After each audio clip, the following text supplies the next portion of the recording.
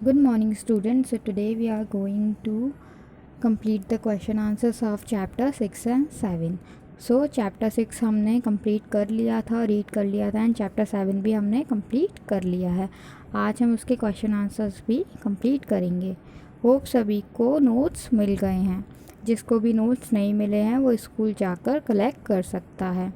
आप लोगों को जो नोट्स मिले हैं उसमें डिफ़िकल्ट वर्ड्स नहीं लिखे हुए हैं. सो आप लोग या तो अपनी रफ़ कॉपीज़ में डिफ़िकल्ट वर्ड्स लिख लीजिए और मुझसे चेक करवाएं, या फिर आपके पास जो प्रिंटेड नोट्स हैं उसमें अगर स्पेस है तो आप उसमें भी डिफ़िकल्ट वर्ड्स लिखकर मुझे चेक करवा सकते हैं. So let's start with the difficult words of chapter 6. First word is reproduction. Reproduction एक ऐसी प्रोसेस होती है जिसमें जो लिविंग बींग्स होते हैं वो अपनी ही तरह किसी और काइंड को प्रोड्यूस करते हैं. मीन्स जैसे कि मंकी किसको प्रोड्यूस करेगा, किसको बर्थ देगा, अनदर मंकी को. उसी तरह जो पूरी प्रोसेस होती है उसको रिप्रोडक्शन बोलते हैं. Second is mammals. मैमल्स कौन होते हैं?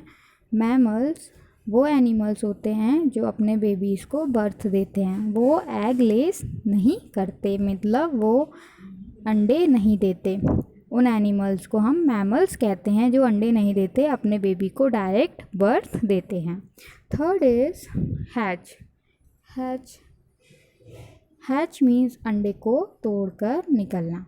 जब कोई बर्ड या फिर कोई इंसेक्ट अपने एग ले करता है, देन उसके एग में से जो बेबीज़ होते हैं वो एग को हैच कर बाहर आते हैं. मीन्स अंडे में से बाहर निकलते हैं, तो उसको हम हैच बोलते हैं.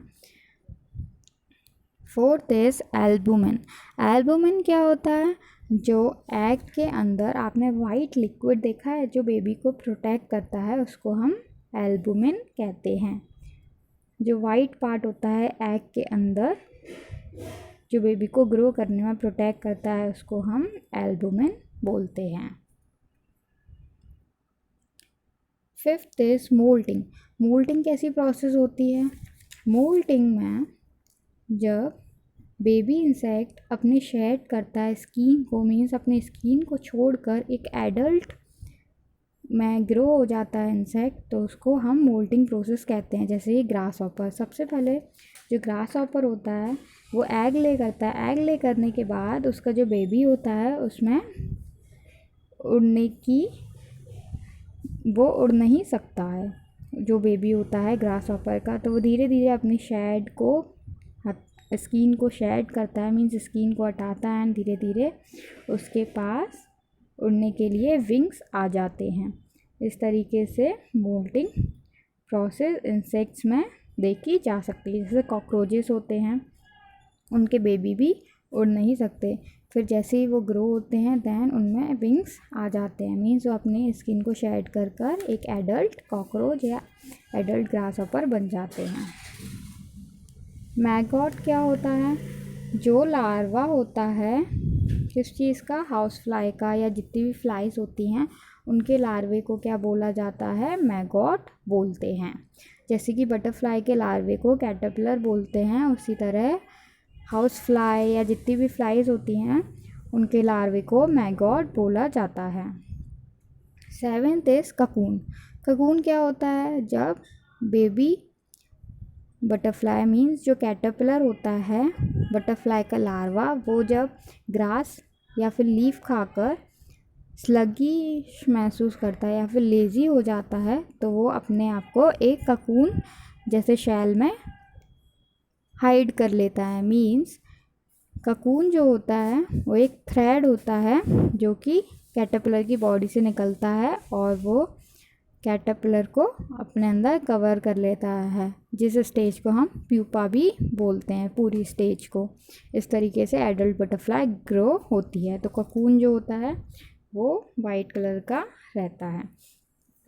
मेटामॉर्फोसिस प्रोसेस क्या होती है? जिसमें एनिमल या फिर इंसेक्ट अपना फॉर्म, अपना स्ट्रक्चर या अपने काम करने के तरीके को बदलते हैं, धीरे धीरे डेवलप होते हैं, बड़े होते जाते हैं, तो उनमें को बहुत सारे चेंजेस आते हैं. मीन्स जैसे कि हमने देखा है बटरफ्लाई है या फिर जो फ्रॉग है वो क्या होता है, पहले जो फ्रॉग होता है उसके बेबीज़, उसके एग, वो एग ले करता है, देन उसके जो बेबीज़ होते हैं वो टैडपोल होते हैं, उनके लेग्स नहीं होते हैं, वो एकदम फिश जैसे दिखते हैं।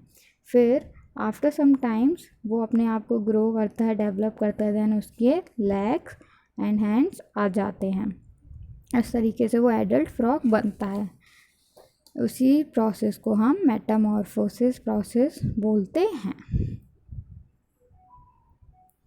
9th है निम्फ।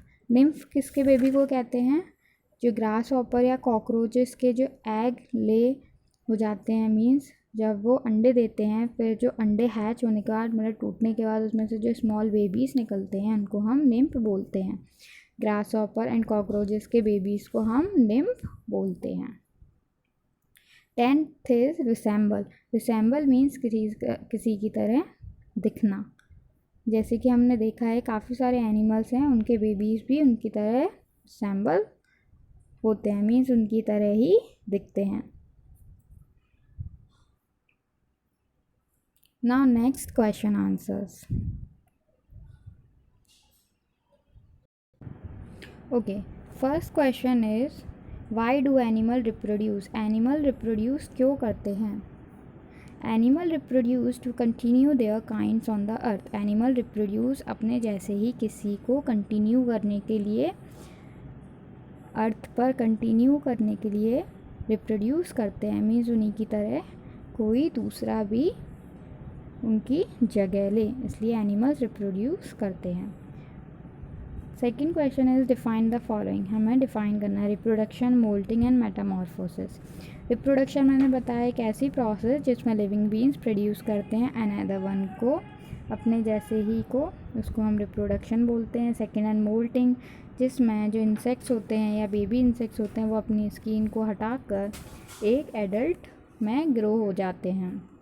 थर्ड है मेटामॉर्फोसिस, ऐसी प्रोसेस जिसमें चेंज हो फॉर्म या फिर स्ट्रक्चर या फिर फंक्शन लिविंग ऑर्गेनिजम्स का और वो डेवलप हों, उस पूरी प्रोसेस को हम मेटामॉर्फोसिस कहते हैं।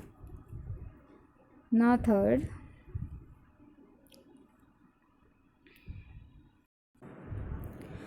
Is name 3 stages in the life cycle of cockroaches. Cockroaches के लाइफ साइकिल में हमें 3 स्टेजेस को बताना है। कॉकरोचेस की लाइफ साइकिल में कौन कौन सी स्टेजेस होती हैं। First is the cockroach undergoes 3 development stages through its egg, nymph and adult stage.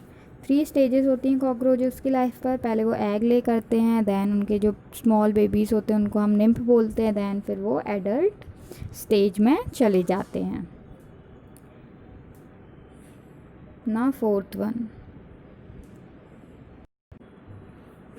Okay, तो फोर्थ में आप सभी को एक डायग्राम ड्रॉ करना है एग का, एंड उसके पार्ट्स को भी ड्रॉ करना है, लेबल करना है, जैसे कि इस तरीके से आपको दिया हुआ है आपके बुक में, पेज नंबर 38 में भी दिया हुआ है।